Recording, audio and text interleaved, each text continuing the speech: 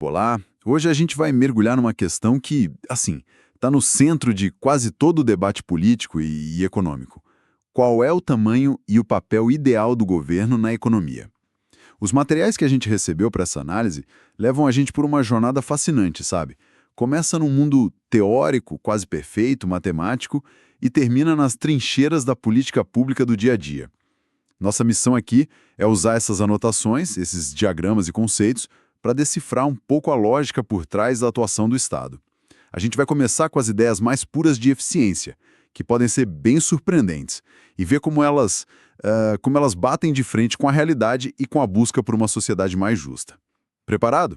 Então vamos direto ao ponto de partida de tudo, que é o conceito de eficiência econômica. A ideia basicamente é usar os recursos que a gente tem da melhor forma possível, sem desperdício, para maximizar o bem-estar da sociedade. E a ferramenta clássica para medir isso é a chamada eficiência de Pareto. A definição que está aqui nas anotações é bem direta. Uma situação é ótima no sentido de Pareto quando é impossível melhorar a vida de alguém sem piorar a de outra pessoa. Mas espera um pouco. Ao ler isso, me veio uma dúvida que eu acho que é a chave de tudo. Quer dizer que, se eu entendi bem, uma economia onde uma única pessoa tem, 99% de toda a riqueza e o resto da população está passando fome, essa situação pode ser considerada eficiente por essa métrica, desde que não dê para dar um pão para quem tem fome sem tirar um centavo do bilionário. Isso soa, completamente absurdo. Exatamente. E esse é o primeiro grande ahá, o primeiro estalo que a gente precisa ter aqui. Você foi direto no ponto nevrálgico do conceito. Para um economista, nesse contexto teórico, eficiente não significa bom ou justo. Significa apenas sem desperdício. A situação que você descreveu, por mais brutalmente desigual que seja, é um ótimo de Pareto. A ferramenta não foi criada para julgar a distribuição da riqueza, mas sim para identificar se existem trocas grátis a serem feitas, sabe? Se é possível melhorar a vida de alguém sem custo para ninguém. Entender essa limitação radical do conceito de Pareto é a porta de entrada para entender por que o governo precisa intervir. Uau, ok. Isso muda tudo. Então, se a eficiência de Pareto, que é a base de tudo, pode ser tão injusta, como é que a teoria econômica lida com essa contradição? É aqui que a conversa avança para os dois teoremas fundamentais do bem-estar, né? E eu vejo um alerta aqui nos papéis. É muito fácil confundir os dois. Vamos tentar não fazer isso. O primeiro teorema, pelo que eu entendi, é quase uma propaganda do livre mercado.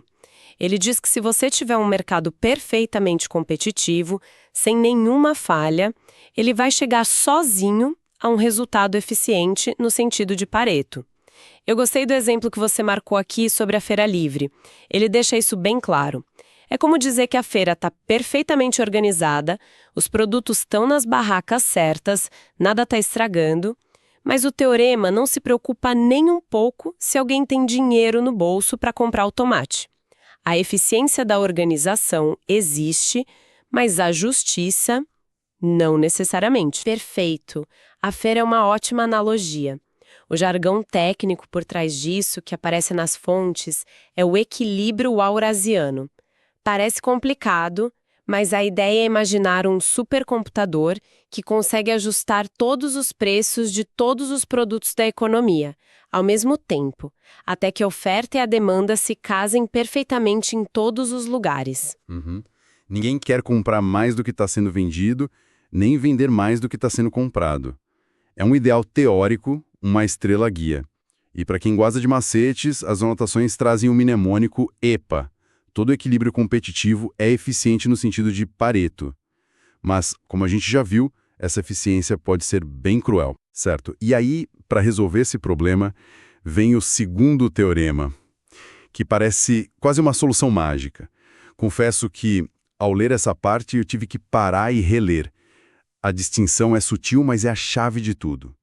O segundo teorema diz algo muito poderoso, que a sociedade pode escolher qualquer resultado eficiente que ela desejar.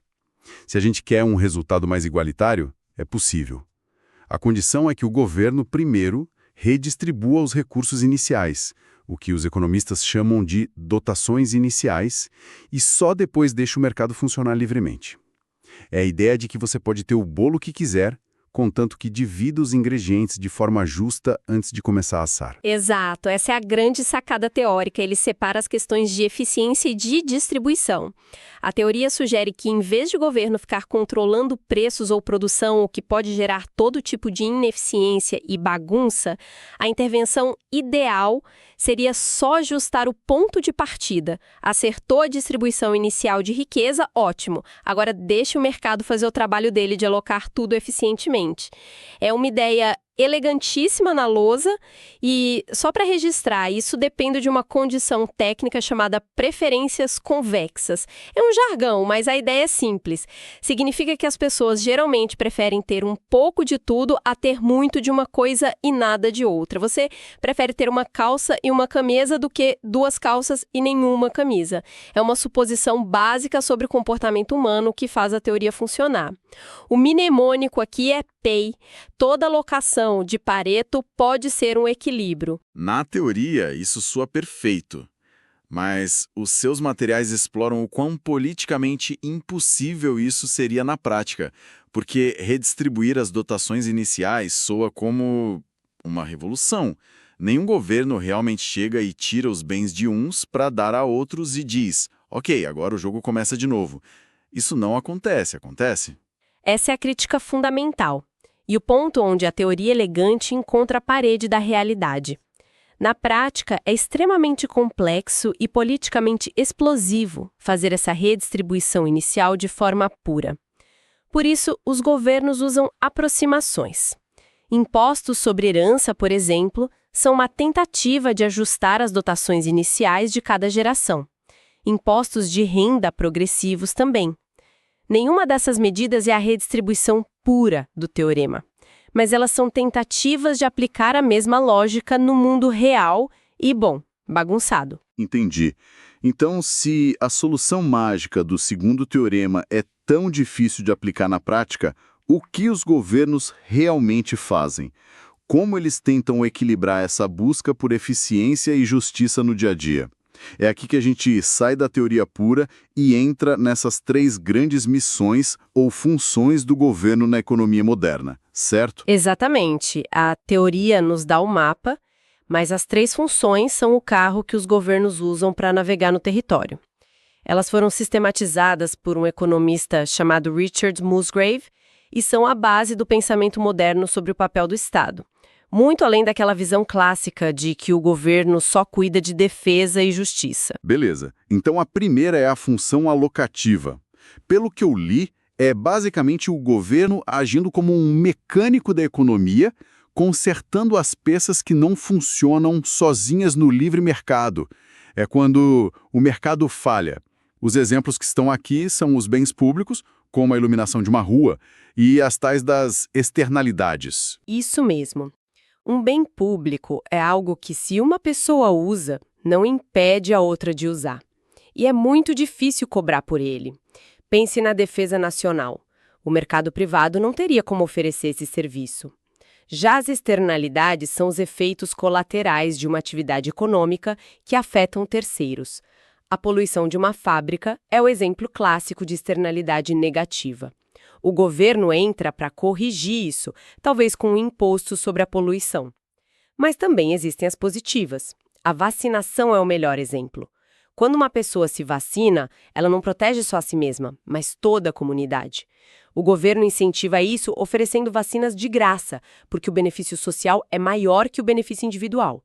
E há também os bens meritórios, como educação e saúde. O mercado até poderia oferecê-los, mas a sociedade entende que eles são tão importantes que o acesso não pode depender só de quem pode pagar. Ok, então essa é a função alocativa, o governo arrumando a casa do mercado. Mas e a questão da grana? Daquela desigualdade brutal que a gente falou no começo? É aí que a gente entra na segunda grande missão, a função distributiva, né? Onde o objetivo é mexer diretamente na distribuição de renda. Exatamente. Aqui o governo não está mais só consertando falhas técnicas do mercado. Ele está fazendo um julgamento de valor. A distribuição de renda que o mercado gera não é socialmente desejável, então vamos ajustá-la. Os instrumentos são os que todo mundo conhece. previdência social, seguro-desemprego, impostos progressivos, programas de transferência de renda. E os materiais trazem uma distinção sutil, mas que às vezes é importante: a diferença entre políticas distributivas e redistributivas. Ah, essa parte me chamou a atenção. Qual é a diferença mesmo? A política distributiva seria financiada pela sociedade como um todo para um benefício mais geral. Pense na Previdência. Já a política redistributiva seria financiada por um grupo específico, geralmente os mais ricos, para beneficiar o outro, os mais pobres. O mnemônico ajuda: sociedade distributiva, ricos, redistributiva. O material cita uma questão de concurso que classificava as cotas raciais como uma política redistributiva, porque o benefício é focado em um grupo para corrigir uma desigualdade histórica e o custo, por mais difuso que seja, é arcado por outros grupos. Faz sentido. E a terceira e última missão é a função estabilizadora. Aqui o governo vira o piloto da macroeconomia, tentando evitar que o avião suba demais ou caia de bico. O objetivo é manter a inflação baixa, o emprego alto e a economia crescendo de forma estável. Isso. E as ferramentas são a política fiscal, gastos do governo e impostos, e a política monetária, a taxa de juros. E sobre essa função, as anotações trazem uma dica, um bizu, que é talvez a ideia mais contraintuitiva de toda a nossa conversa hoje.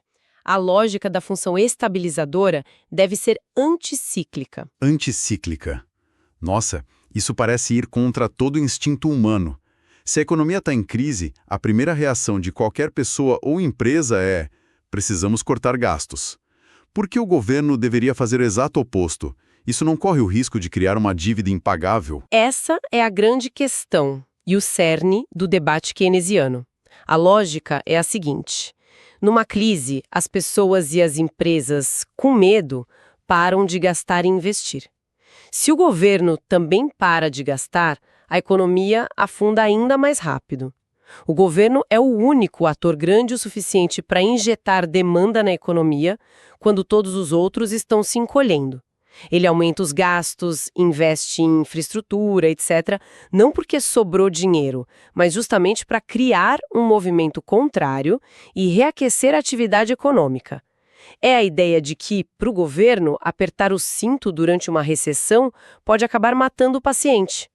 Claro, isso tem limites e riscos, como o da dívida que você mencionou, e o debate sobre o tamanho certo desse estímulo é o que move a macroeconomia. Entendi. Então, essas são as três grandes missões: alocativa, distributiva e estabilizadora. Mas no dia a dia, como o governo aperta esses parafusos? É criando estatais? É fazendo leis? Basicamente de duas formas, que as fontes aqui detalham. A primeira é a intervenção direta, que é quando o Estado atua como um agente econômico mesmo, como se fosse uma empresa. Isso acontece principalmente por meio das empresas estatais. Mas aqui tem uma nuance importante que o material destaca. Não é o Estado abstrato que age. São entidades com personalidade jurídica própria, como a Petrobras ou o Banco do Brasil.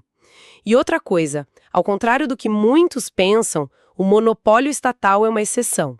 Na maioria das vezes, quando uma estatal atua, ela está competindo com o setor privado. E a outra maneira, que é talvez a mais comum, é a tal da intervenção indireta, né? Exato. Aqui o governo não está produzindo nada, mas está definindo as regras do jogo. Ele atua como agente fiscalizador, garantindo que as regras sejam cumpridas, como faz o CAD na concorrência. Como agente incentivador, dando isenções fiscais para um setor que quer desenvolver, e como agente planejador, definindo metas de longo prazo para a economia.